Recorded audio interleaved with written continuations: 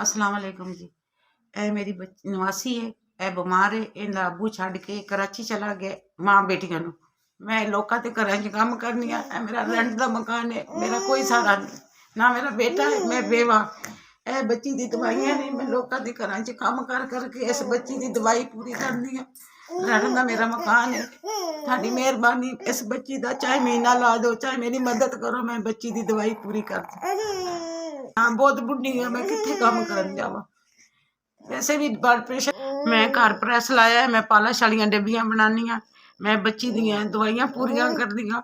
मेरे घर दा किराया 2 महीने दा चढ़िया है। प्रैस चलानी आ, पालिश वालियां डब्बियां बनानी आ, बच्ची दी दवाइयां पूरियां करदी आ, घर दी रोटी पूरी करनी आ। किराए दा मकान है, मेरे इन्ने हत्थ दात नहीं है, मैं बहुत परेशान हाँ। मेरा इस बच्ची दा महीना लाया जावे जां साडी मदद की जावे। ना मेरा पुत्र है, ना मेरा खावंद है, मैं बहुत परेशान हाँ। मेरी प्लीज मदद की जावे। मैं बहुत गरीब औरत हाँ। मैं थोड़े आके दुआ करांगी, अल्लाह थानू सेहत तंदुरुस्ती देवे, अल्लाह थोड़े बच्चों की जिंदगी करे। तुसीं ऐसे ओहदे नाल की मथाज बच्ची दी और मेरी बेवा दी मदद करोगे, अल्लाह ताला थानू होर ज्यादा देवे। इंज ही गरीबां दी मदद करते रहो।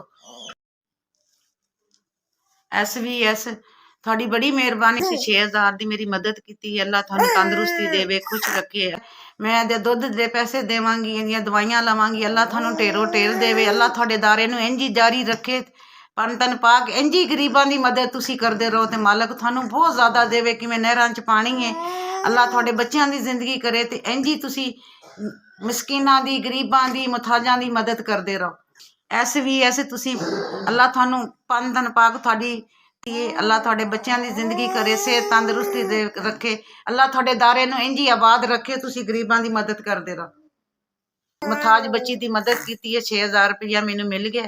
अल्लाह थोड़े बच्चों की जिंदगी करे, अल्लाह सेहत देवे, अल्लाह तंदुरुस्ती देवे।